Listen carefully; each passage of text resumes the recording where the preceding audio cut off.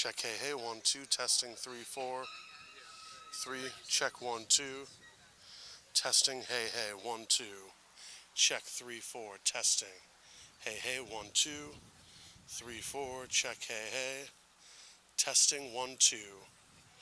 Check, hey, hey. 1, 2, testing.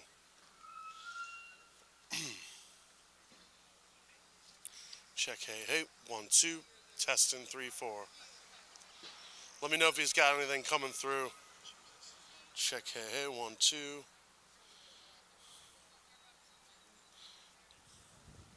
Check, hey, hey, 1, 2, testing. 3, 4, check, hey, hey. 1, 2, testing. 3, 4, check, hey, hey. 1, 2, testing. Check, hey, hey, 1, 2, 3, 4, testing, hey, hey. Check, hey, hey, 1, 2, 3, 4, testing, hey, hey. 1, 2, pop. Checking for pop. Check, check, hey, hey, 1, 2, 3, 4.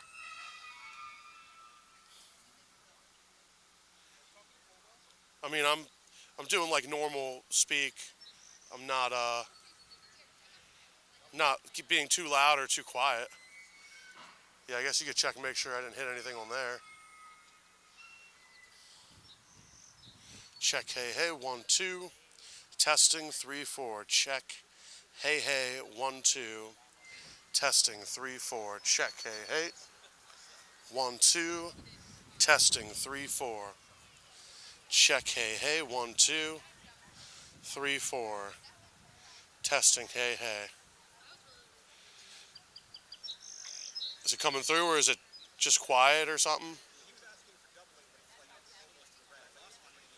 Yeah, yeah, yeah, loud guy. Hey, how's everybody doing today? Check. 1, 2, 3, 4. Testing. Loud person. Hi. Check. Hey, hey, 1, 2. Talking about climate change. Check. Hey, hey. 1, 2, 3, 4. Check. I'll give him a second.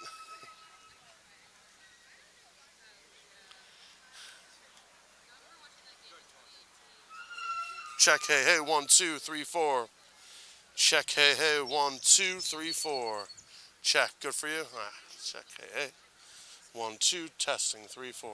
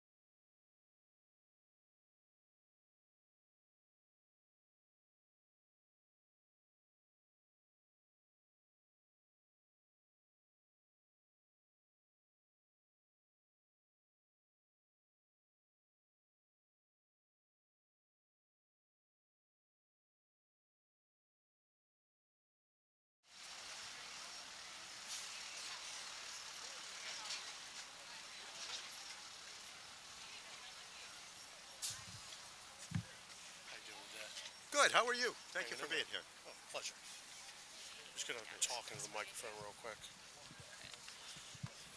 Check, check, hey, hey, 1, 2. Testing 3, 4. Check, hey, hey, 1, 2. Doing a quick audio check. Let me know if it's good. I think you should be okay. Shoot a text over to whoever's running it. Part of it is just like Check, hey, hey, 1, 2. Testing 3, 4. Check, hey, hey, 1, 2. Let me know if audio is still good. Check, hey, hey, 1, 2. Testing 3, 4. Check, hey, hey, 1, 2. Testing 3, 4. Good? All right. he should be.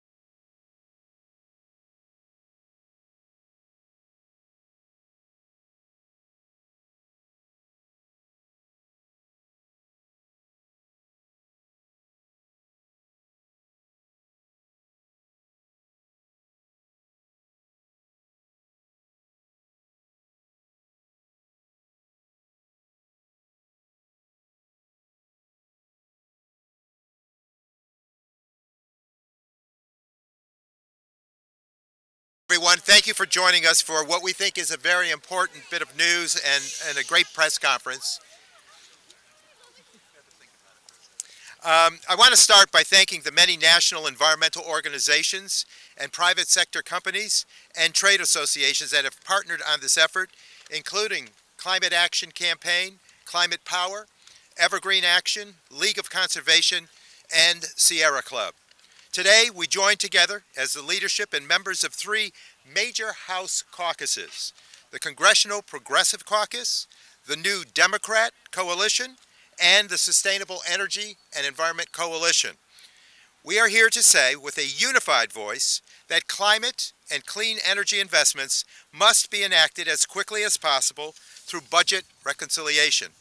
We have just sent a letter to President Biden, signed by 175 House Democrats, asking our president to work with our colleagues in the Senate to finish the job.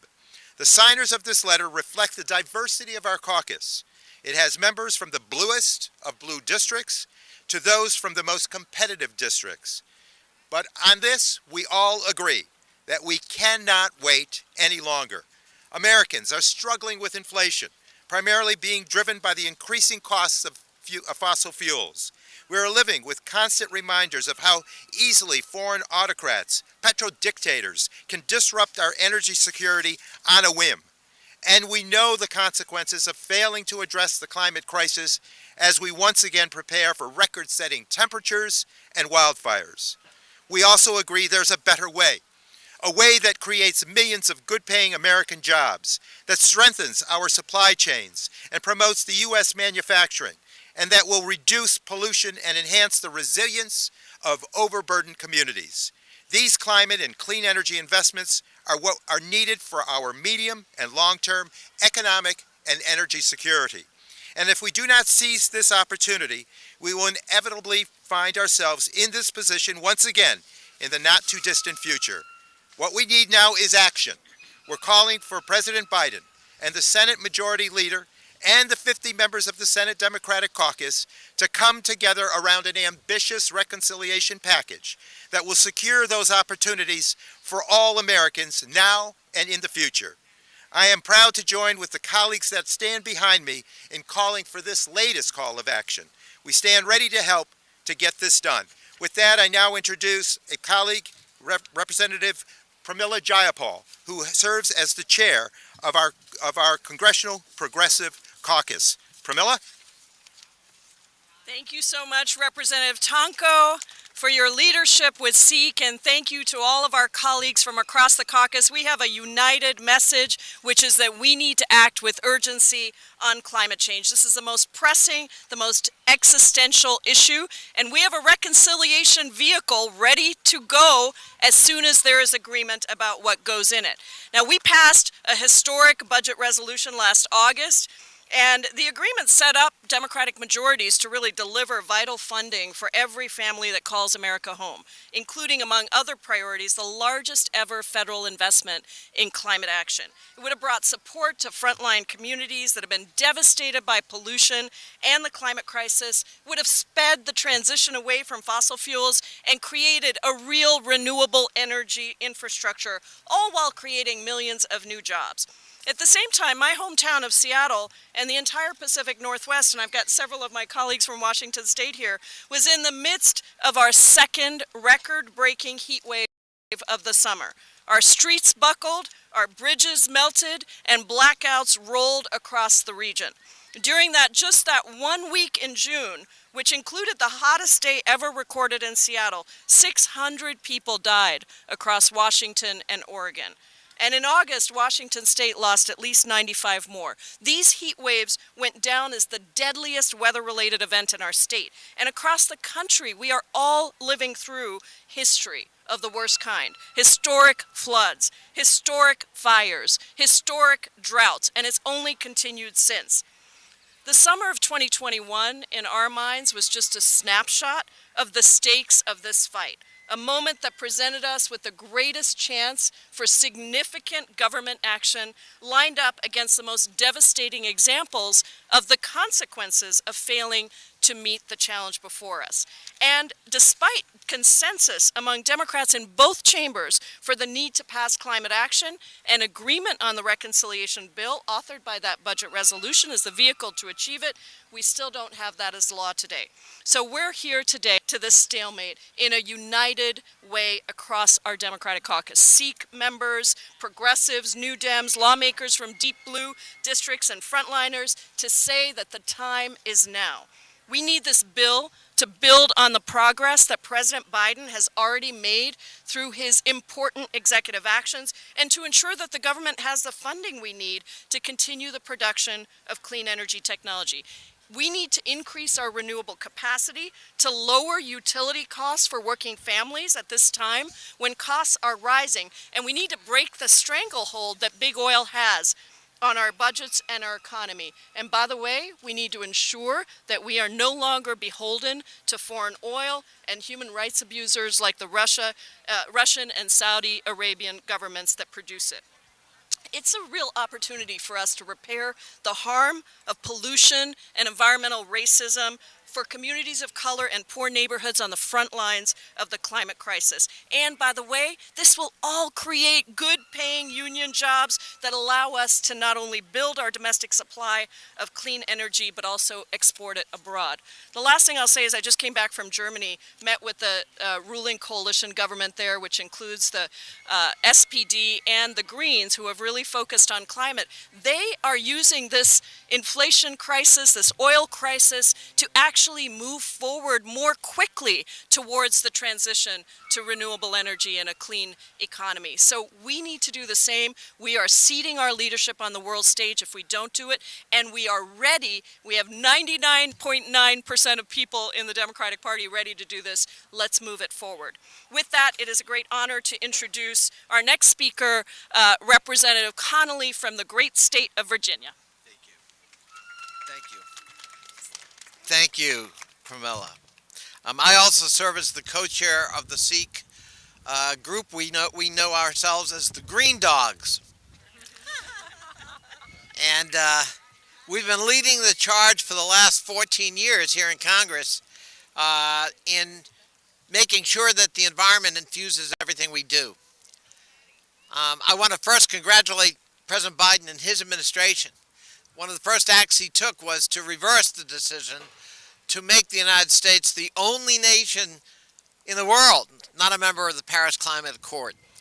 He reversed that, and we are now a full-fledged member and pledging to reduce, of course, greenhouse gas emissions.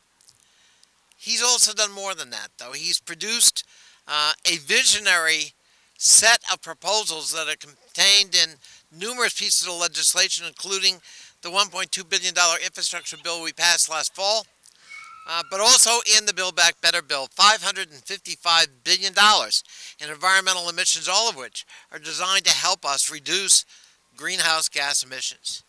As was indicated last summer, America experienced the effects of climate change in our daily lives through huge swaths of our country.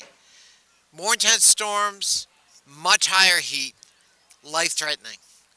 But just recently we saw people in India and Pakistan experience the highest heat days ever recorded, making life close to uninhabitable for fellow human beings across the planet.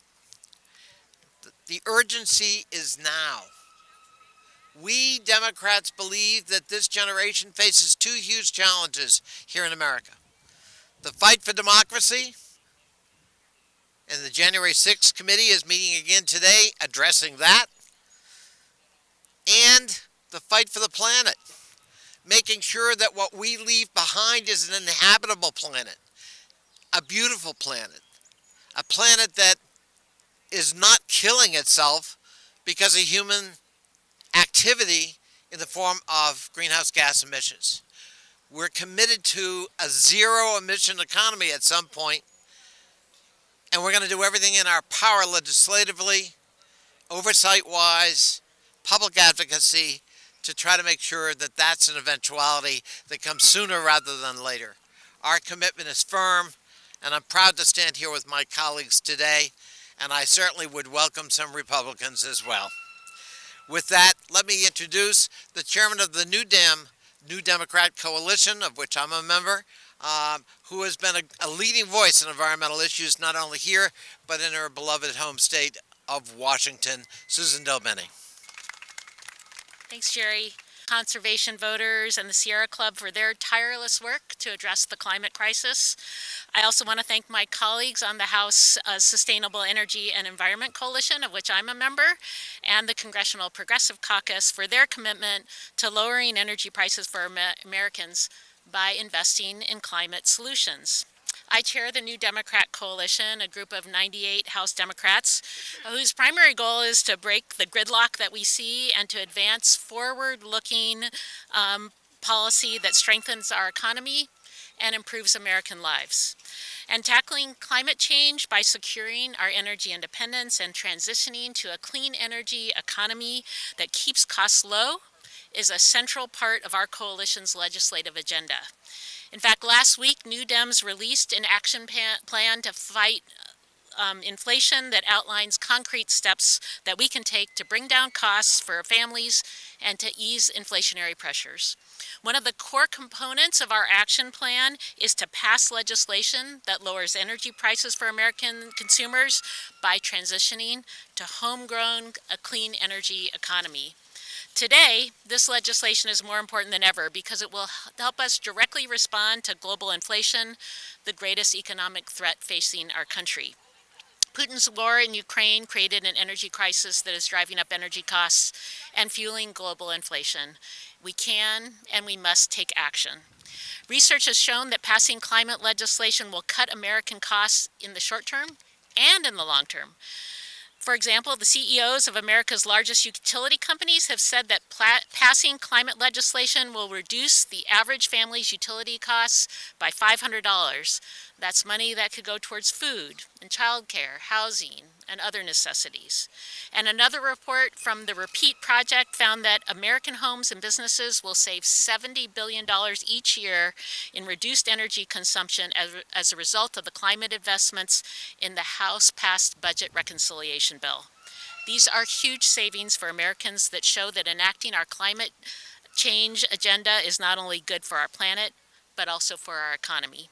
That's why when we began negotiations on a budget reconciliation bill, the New Dems made going big on climate one of our top priorities, and we'll keep fighting to get this done.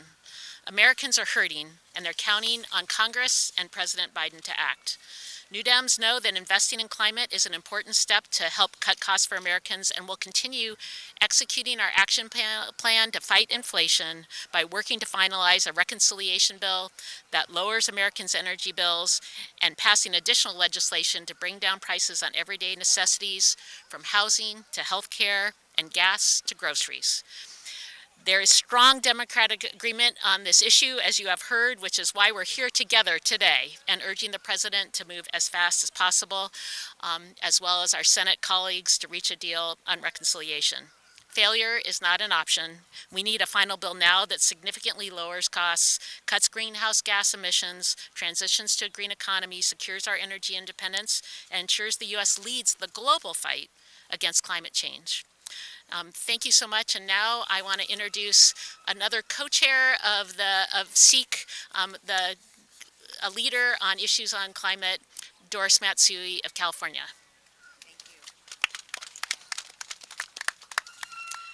Hi everyone, it's so nice to see all of you here, and I'm pleased to join my colleagues here in SEEK.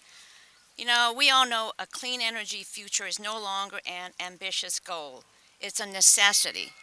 From wildfires and hurricanes to severe flooding and record heat waves, each of our districts have really seen firsthand the devastating impacts of climate change. My colleagues here, my SEEK colleagues, and I realize there is no cure-all here. It has to be a whole systems approach in order to battle climate crisis. The resolution, the resources passed in the House Reconciliation Package tackle all sectors of our economy, our power grid, transportation systems, buildings, industries, our public lands and waters. We have major work to do, and these investments will really put us forward. I'm proud to represent Sacramento, the core of the innovative policies in the state of California. Every day, we see an example that we can embrace clean energy solutions, create good paying jobs, and grow our economy.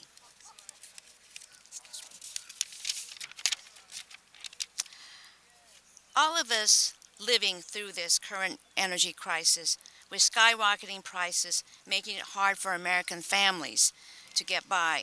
And that's why we're looking forward to not only short-term solutions, but long-term solutions at the same time.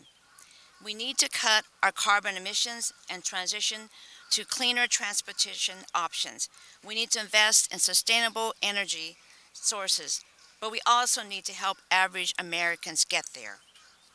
The House passed reconciliation package included clean energy tax credits, EV tax credits, and billions of dollars in investments to help us get dirty vehicles off the road, reduce emissions, and invest in a more sustainable infrastructure and jobs, all the while keeping a firm eye on environmental and climate justice. We need to get these resources across the finish line. We all know that the window of opportunity will not stay open forever.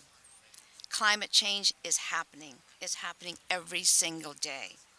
It's already had dire consequences, and this is really about our children, our grandchildren, and the future generations.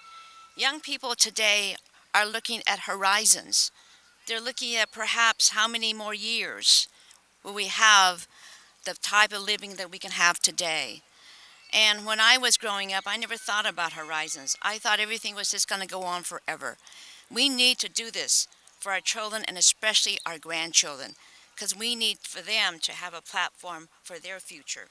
And that's why we are going to keep fighting for the future, and we all need all of you to help us fight at the same time. Now I'd like to introduce a wonderful friend of mine from New Hampshire, Representative Annie Kuster. Thank you so much, and thank you for all being out here on such a hot day. You know, in New Hampshire, we have an extraordinary resource, which is a group of scientists that have been keeping climate data for 50 years, and our average temperature has already gone up 2.5 degrees Fahrenheit. It's impacting us in the winter in terms of our snowmaking and our ski industry and tourism, and it's impacting us in the summer in terms of droughts and much, much more severe storms. If you look at what's happening in Yellowstone right now and out in Montana, you see the impact on our economy and on our society and on our way of life with these storms. So every day in the Granite State, we're facing prices are rising, temperatures are rising, and it's becoming much more difficult for our families to afford gas, groceries, and energy. And the economic fallout of recent events, including the pandemic and the brutal invasion of Ukraine by Russia, has made it crystal clear we need to transition to a clean energy economy and become energy independent as soon as possible. I'm a vice chair of New Dems and a member of SEEK, and recently we sent a letter to President Biden urging him to take action to include climate investments passed by the House of Representatives in the revised reconciliation package. We support his vision for a clean energy future, and New Dems has made clean energy a priority goal. We support climate investments that are necessary to put our country on a path to a clean energy economy for great jobs and for a healthy future. Achieving energy independence will mean we can ensure that our supply chains are resilient and we won't be emboldened to our adversaries like Russia. A clean energy future is not only possible, but we will work with the administration, and what we're here to demonstrate today is this is across the board in the Democratic caucus, from our friends in the Progressive Caucus to our friends in New Dems, and thank you again for the leadership by SEEK. We will see this done, and we will make a difference and create a better life for our children and grandchildren to come. And with that, I'll turn it over to my colleague, Deborah Ross. Good morning, and thank you so much, Congresswoman Custer. I am proud to join my colleagues today to call for urgent action on climate change. The time is now for investments in a clean energy future for the United States. And I'm glad that so many of my Democratic colleagues share these priorities.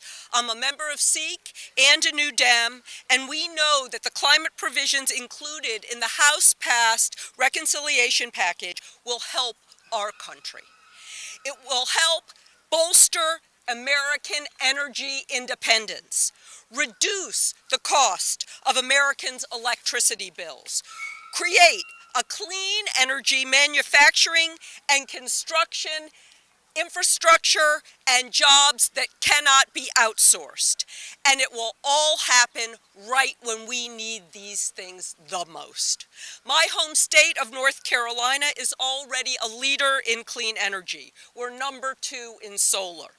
But we still need investments to help us reach our full potential, including keeping our waters open to leases for offshore wind, strengthening the domestic supply chain for wind and solar. And North Carolina is no stranger to the devastating effects of climate change. We face hurricanes and floods that are increasing in frequency and severity, causing billions of dollars of damage across our state. We have no time to waste. We have to address these problems and mitigate future climate disasters. We need a reconciliation package this summer that includes the House-passed climate investments. I look forward to working with my colleagues in the Progressive Caucus, the New Dems, SEEK, and the Senate to reach a final package that can be signed into law. And now it's my honor to introduce my colleague from California, Congresswoman Barragan. Well, thank you, everybody. I want to echo the remarks of my colleagues. I want to thank the chairs of the CPC, Representative Jayapal, the New Democrat Coalition, Del Beni, and co-chairs of SEEK, Paul Tonko, Connolly, and Matsui, for leading on the letter. Nobody needs to be reminded of what we're hearing every day, and that is that Americans are struggling and they're hurt by increased costs at the gas pumps with fuel. Americans are hurting. Now, these fossil fuels have caused toxic pollution in our air, in our communities. And while we focus on climate, let's not forget that the impacts of the climate crisis is having on our communities, on its health. I happen to represent the Port of Los Angeles, where we are not only surrounded by toxic pollution, but we are impacted by the climate crisis. And there's been a lot of conversation and talk about supply chain issues and how that's a crisis.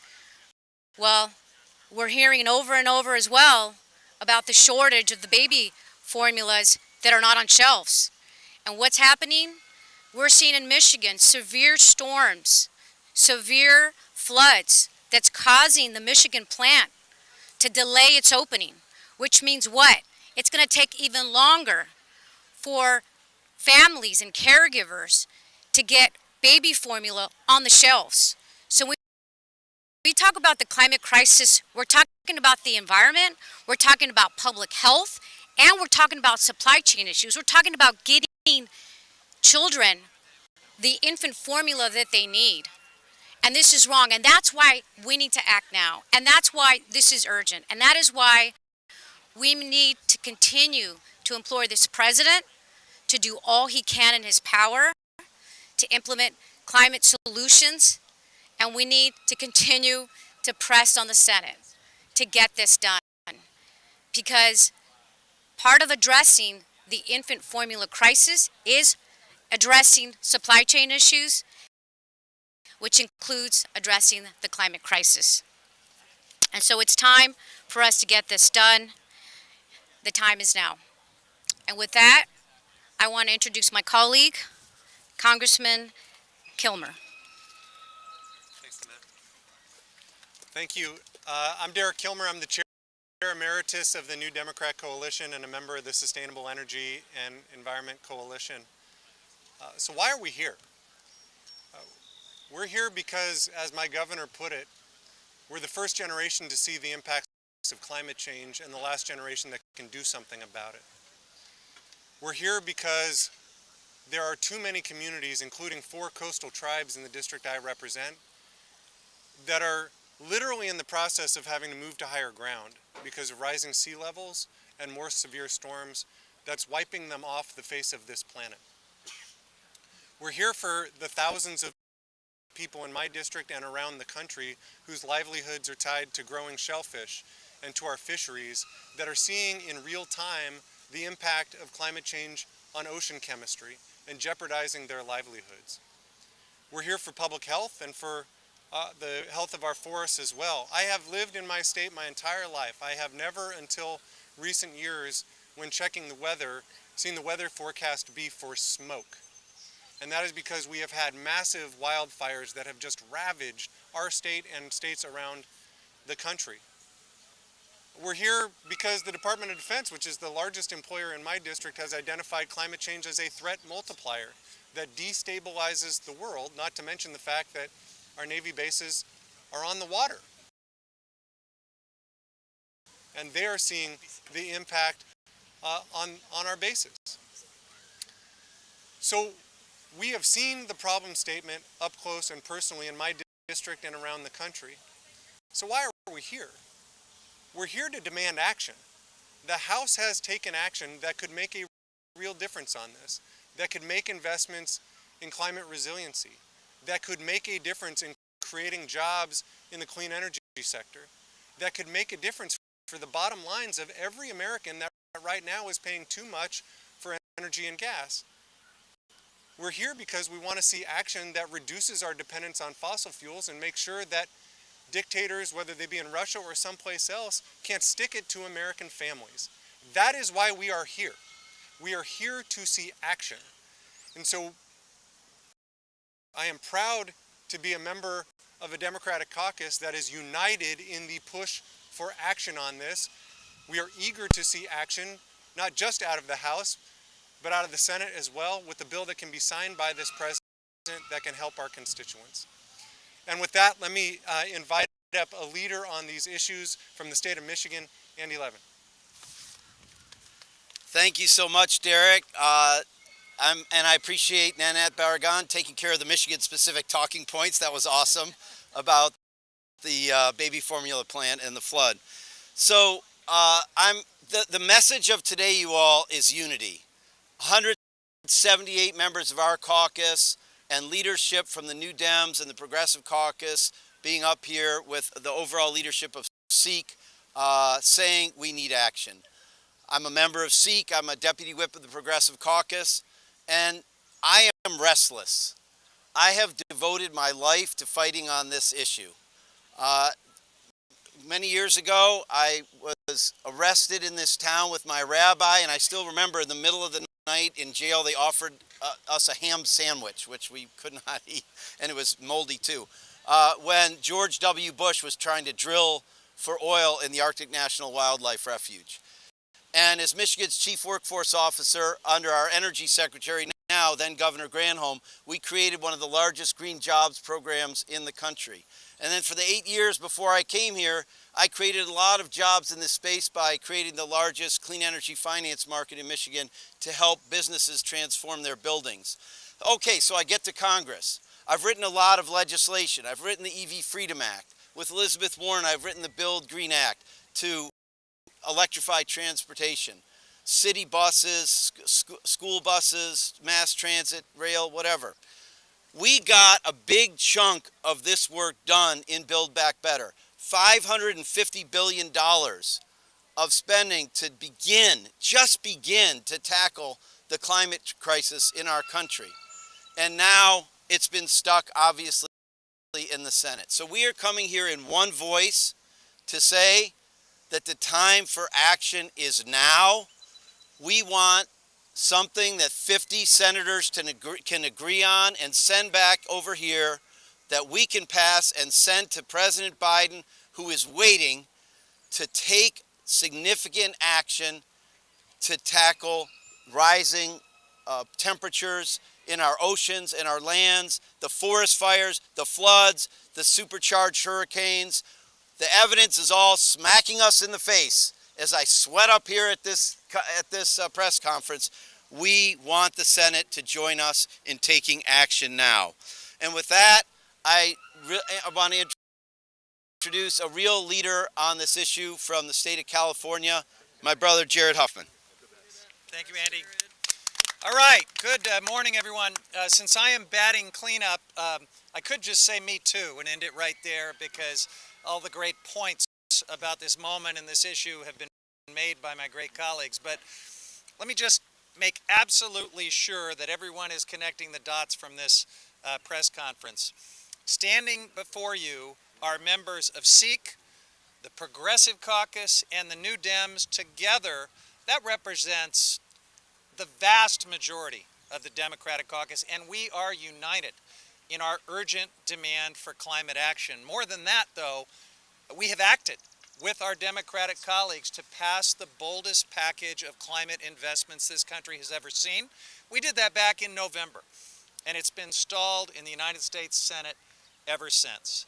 The United States Senate has not done anything on the most important existential imperative of our time, and that is unacceptable. That's what today is all about.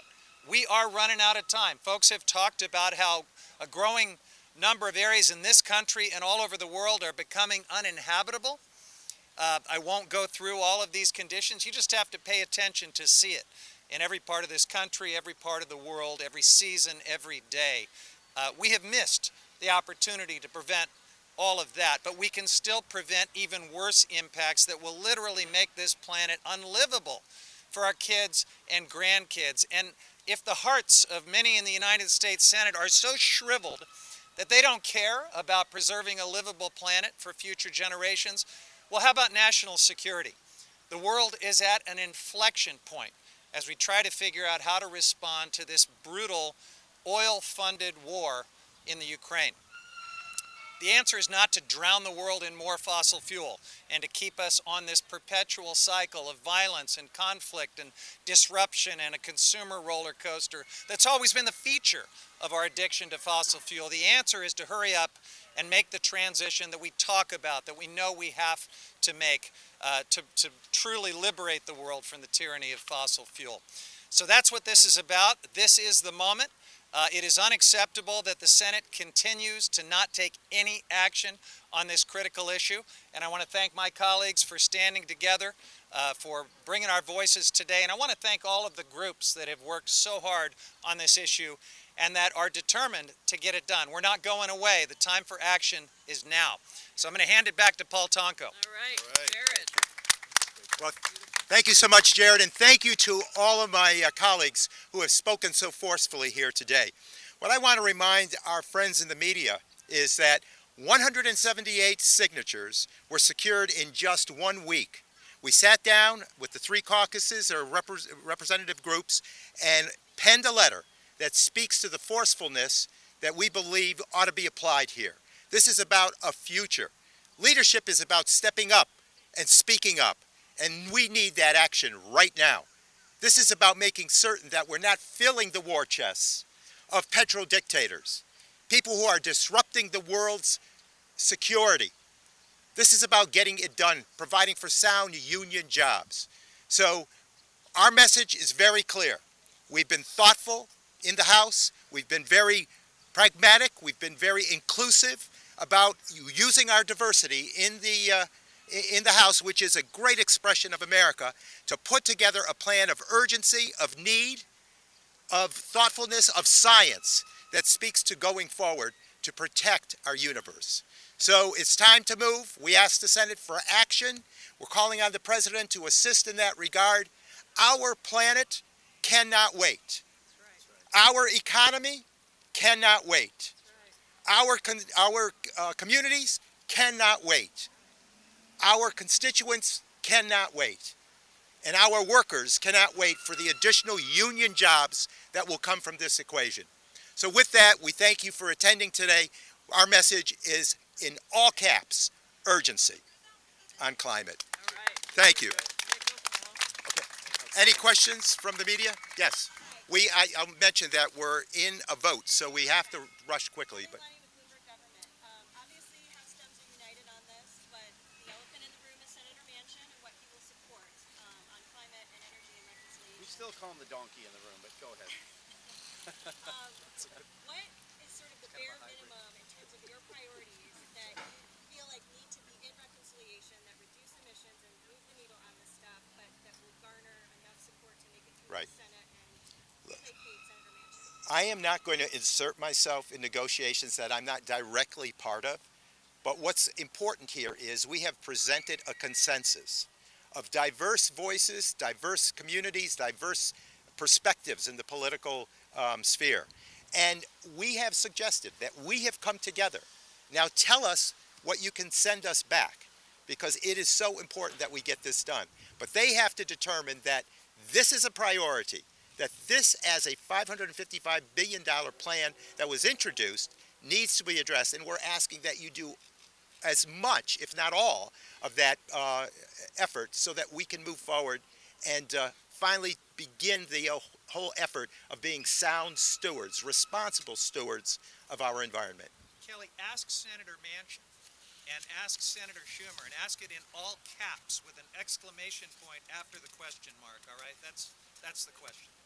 And Kelly, don't forget that Senator Manchin actually did agree to all of the provisions that were in the Build Back Better bill.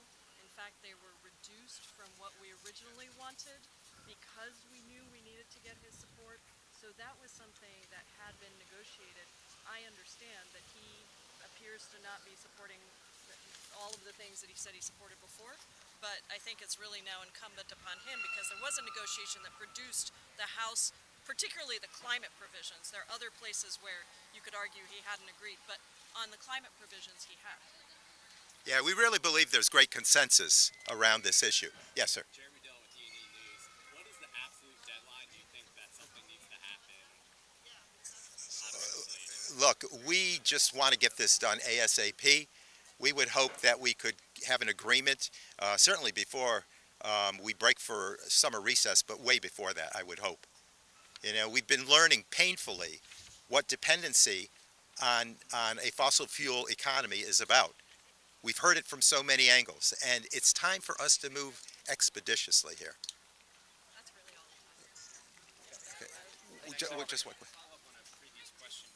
Why not push for any specific proposals that might persuade Manchin to come on board with it? Because we know he's not going to go for all or even a lot of it. So why not try to... That's internal, though, to their negotiations.